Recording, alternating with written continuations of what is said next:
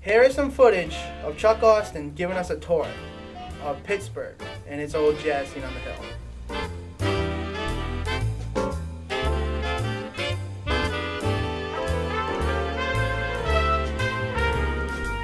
Chuck Austin was the first black kid to play music in his high school band. He was also the first black person in his high school to be part of the school council. Later on in his life, he started to play jazz in a big band. Then he went to play in a combo band.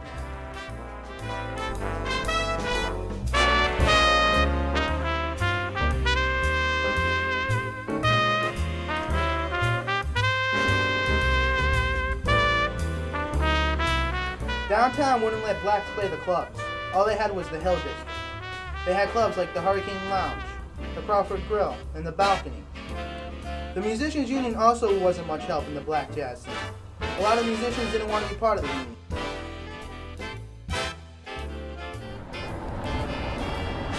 Yeah, this was all a thriving area. And as we go down this stretch here,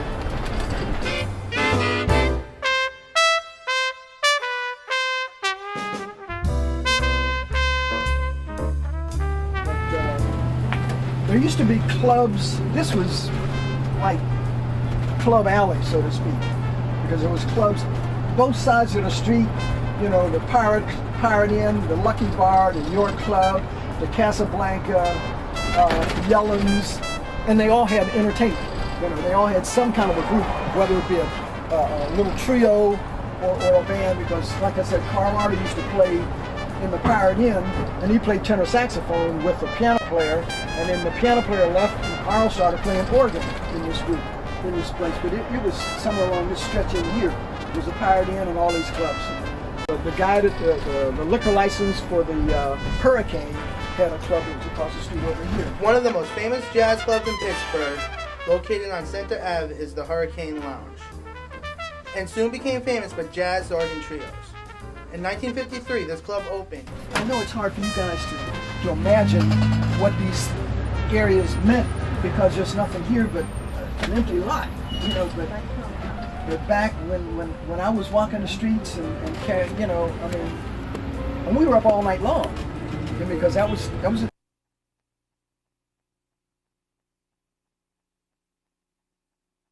this. Just as you go through the red light, pull over and stop. Now, there used to be a club over in here.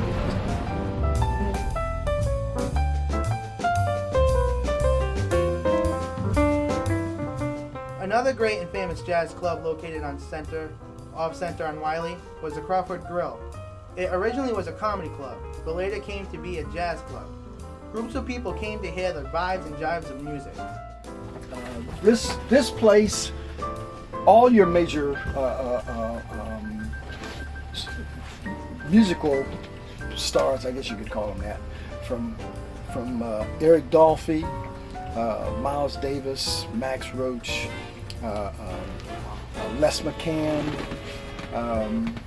anybody of note would come and play the Crawford Grill. You go in, it's kind of weird, you go in, you hook around a little bit, and then you go down, and there's booths on the left-hand side, the bars on the right-hand side, and halfway back is the bandstand, and it's kind of like an elevated bandstand, and there's steps up, and then there's a side door that in the summertime a lot of us would come and just stand up there at the side door, and you could hear whatever was going on inside. And then in the back they had booths, and they would serve food. They had excellent food. The Crawford Grill, and they did a lot. Actually, they brought in a lot of out-of-town entertainers musicians from California, New York. The Balcony also did that, but not as much as the Grill. The Hurricane, I played the Hurricane also. That was famous for all the organ trios. At one time, in the 60s and 70s, organ trios were really big, and the Hurricane was the home of the trios. Al Dow was born and raised in Uniontown, Pennsylvania. He became a musician and a club owner of Dow's on 9th. He plays his trombone through Sunday night when his band plays. Every Tuesday night is the big band jam. Anybody who wants to come in and play can. I was lucky enough to interview Al Dow about Pittsburgh's jazz scene then and now. Old days, there was jazz clubs all over the place. You may go into a little restaurant and have a jam session. In Pittsburgh here, there's jazz all over Pittsburgh.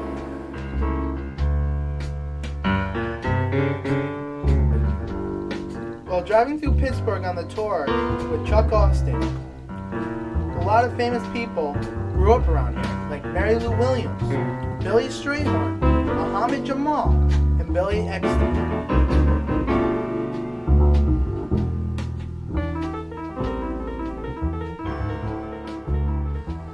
Looking at these pictures in the library made you think, wow, that looks like the place to be.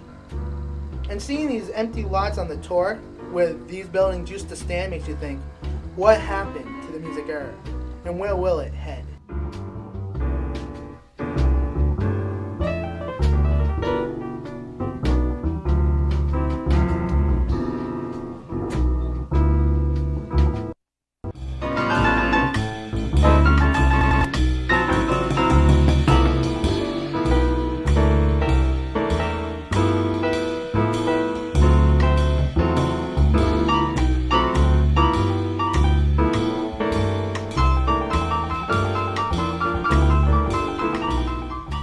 Well, from there,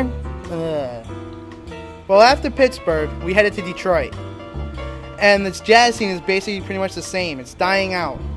They only have two places to play, Bert's and Baker's. And that's about it. And it's kind of sad to know that these places, these cities, don't really have anywhere else.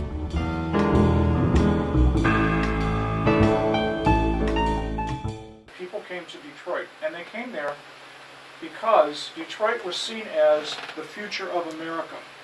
Detroit was really the goal, the future vision of what America as a manufacturing power was going to be like. Detroit was it. Detroit was churning out cars. There's a song called Detroit Down Blues. Detroit was unstoppable. That tells and it attracted a huge number of immigrants, especially for black folks living in the South, why they would want to come to Detroit. So, Maestro, if you want to hit the button, let's listen to it.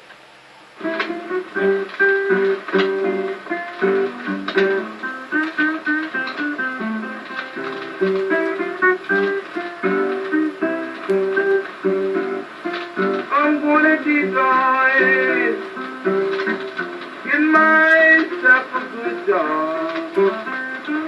He's going to Detroit, get himself a good job. I'm gonna Detroit, get myself a good job.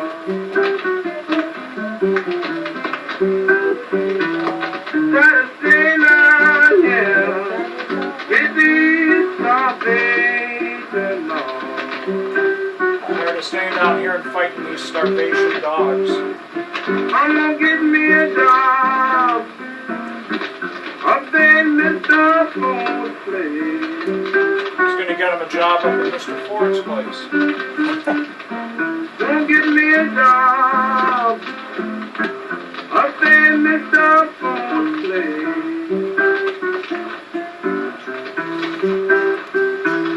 Stop these eatless days and stand me in the face.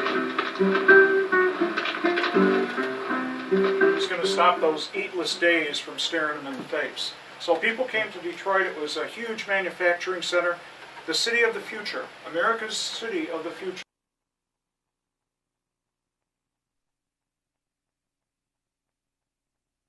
Eddie Locke, born and raised in Detroit. He was a great student at Miller High School and loved music. The Detroit schools carried a lot of great music programs that made a lot of great jazz musicians. Detroit had great schools. Education, when I came up in Detroit, was top flight. My grade school education was better than some college kids' education. That whole area where I was raised doesn't even look like the same place now. You know, they built all those expressways and highways there. They tore down neighborhoods. That's come on the climate. Mr. Locke left Detroit because of the sad changes that were made. They broke down the whole black community. Tear up neighborhoods where people know each other and they can relate to each other, and you just spread them all over everywhere. They don't know where they are. Then you got a problem. You understand? So I don't like to go there. It makes me want to cry. Not really, because that was beautiful. I had a wonderful childhood there. Just slightly east, this was an area called Paradise Valley, which was the center of black business and culture in the 1930s and most of the 1940s. It was torn down to make way for I-75 in the late 1950s. You can see To better understand what Eddie was saying, Jim Gallert, a music historian, gave us a talk on Detroit's jazz past.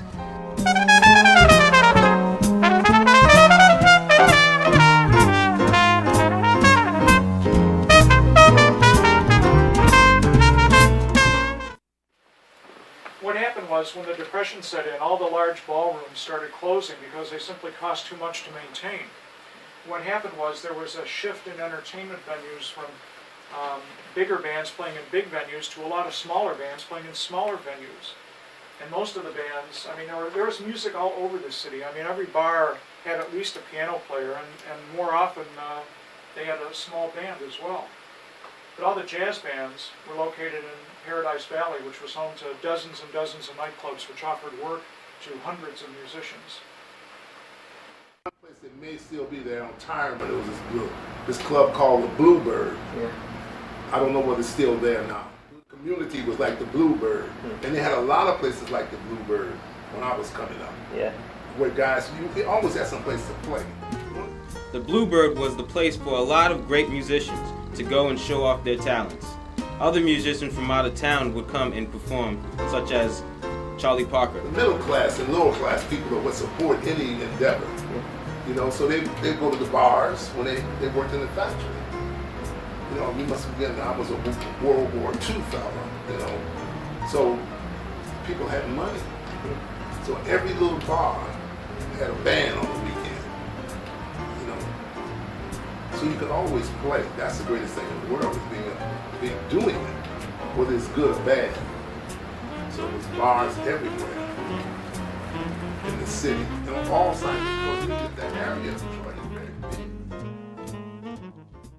We're going right around the corner here, and on your right is the Bluebird Inn. That's where Tommy Flanagan and Art Pepper and a whole bunch of people got their start right here.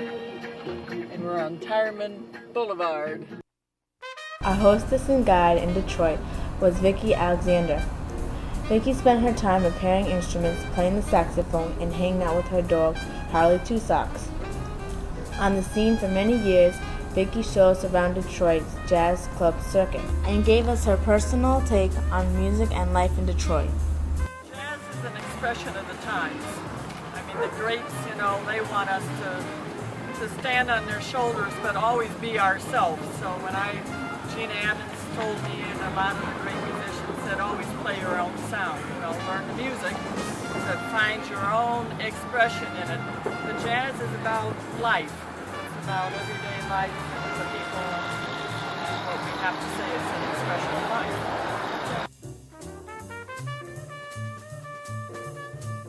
This interview is like music. It's like a trading force. You're asking me a question, and I'm responding, and we're having a call and response. So that's music. While in Detroit, Vicki taught me about bebop, a style which eventually inspired the birth of jazz. At the heart of bebop is improvisation. This new approach to performance allows musicians to spontaneously show off their skills, when before they were restricted to structured routines. Tune, sister. Yeah. So let's find out what key.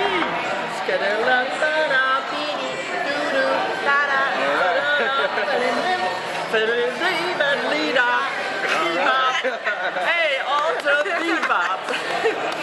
We're really jamming the gig. That's jamming. That's bebop. Hey, you're bebopping. Oh, bebopping. And you know, we used to stand before instruments. We'd stand on the street corners and do just what you and I are doing. With the Funk Brothers, Joe Hunter and I stood on the corner, and we'd get a rhythm going. We'd get that beat going. We'd put that music together. That's jazz. Ready? Let's lead it, maestro. Go!